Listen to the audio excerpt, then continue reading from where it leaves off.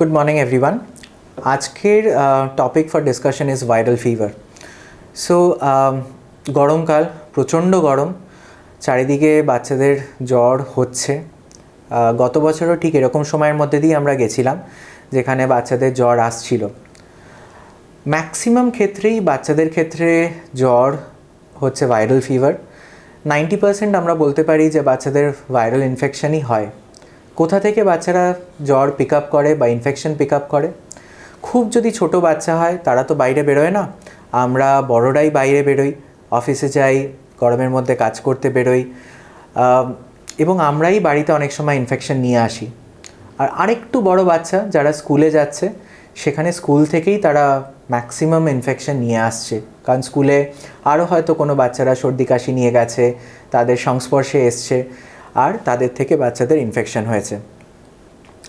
सो जब भी बुखार होता है, it's a very panic situation.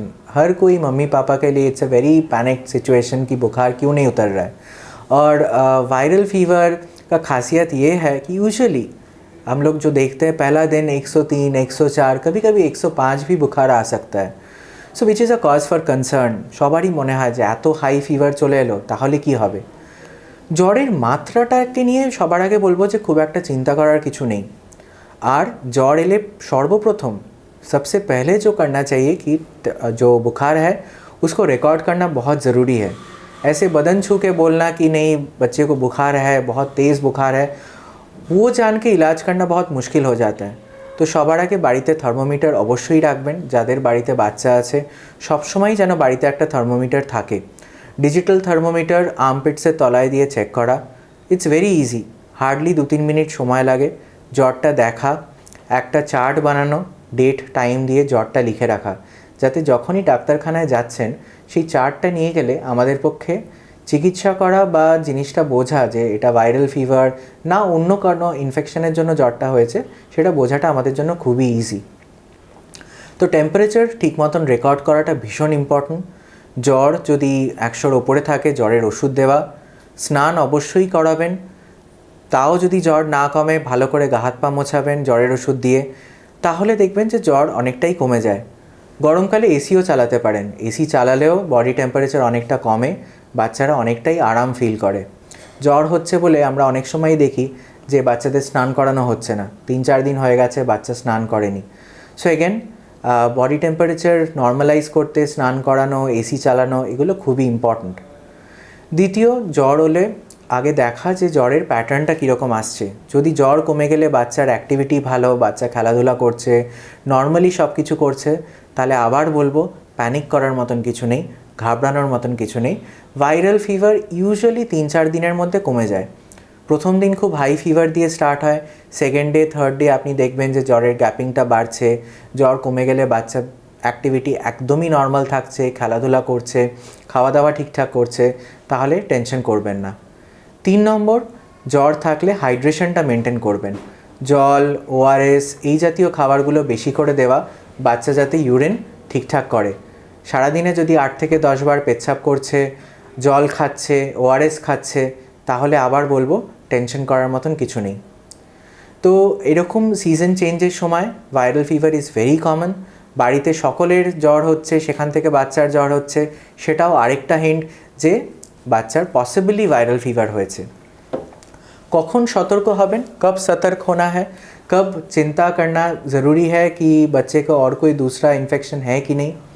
अगर 3-4 दिन हो गया बुखार नहीं उतर रहा है, बुखार उतर गया लेकिन फिर भी आपका बच्चा काफ़ी सुस्त है, एकदम लेथार्जिक है, सोया हुआ है, उठ नहीं रहा है, खा पी नहीं रहा है, पेशाब कम हो रहा है, so these are cause for concern.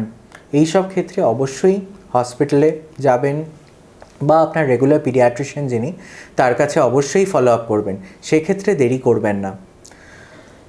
এই সিমটমসগুলো যদি না থাকে তাহলে আবার বলবো যে 48 আওয়ার্স ওয়েট করতে পারেন, ওয়েট করে দেখতে পারেন।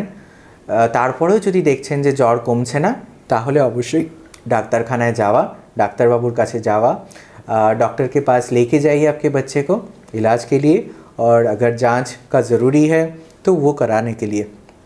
कभी कभी जब हमें भी संदेह होता है कि वायरल फीवर है तो कुछ वायरल मार्कर्स है, वायरल टेस्ट है जो हम लोग करते हैं देखने के लिए कि क्या वायरस है।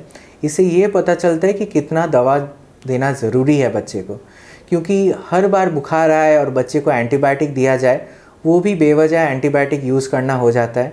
तो অপ্রয়োজনীয় অ্যান্টিবায়োটিক ওষুধের দোকান থেকে কিনে যতটা অ্যাভয়েড করা যায় বাচ্চার ক্ষেত্রে সেগুলো খুব ইম্পর্ট্যান্ট। সব জ্বরের ক্ষেত্রে অ্যান্টিবায়োটিক লাগে না, ব্যাকটেরিয়াল ইনফেকশনের ক্ষেত্রে অ্যান্টিবায়োটিক লাগে। অপ্রয়োজনীয় ওষুধ ইউজ করলে তার সাইড এফেক্টসগুলোও হয়, সেগুলোও বাচ্চাকে ফেস করতে হয়। তো সেগুলো থেকেও বাচ্চাকে দূরে রাখাটা প্রয়োজন। তো জ্বর, তিনটে অ্যাডভাইস জ্বরের ক্ষেত্রে: জ্বর মেজার করুন, মনিটর করুন। জ্বরের ক্ষেত্রে প্যারাসিটামল হচ্ছে main medicine, so paracetamol use করুন অ্যাপ্রোপ্রিয়েট ডোজে। বাচ্চাদের ওষুধের ডোজ বাচ্চার ওজনের সাথে চেঞ্জ হতে থাকে, তো সেই হিসাবে যেরকম ওজন বাড়ছে ওষুধের ডোজও সেই হিসাবে বাড়বে। এবং 3 নম্বর বলবো যে হাইড্রেশনটা মেনটেন করুন। বাচ্চাকে ওআরএস জাতীয়, ওআরএস, ডাবের জল এগুলো বেশি করে দিন। তাও যদি দেখছেন জ্বর কমছে না, বাচ্চাকে খুব অসুস্থ লাগছে, অ্যাক্টিভিটি খারাপ লাগছে, লেথার্জিক লাগছে, তাহলে অবশ্যই নিয়ারেস্ট ডাক্তারবাবুর চেম্বারে বা হসপিটালে অবশ্যই ভিজিট করবেন, যাতে বাচ্চার ঠিক সময় ঠিক ট্রিটমেন্ট দেওয়াটা পসিবল। Thank you.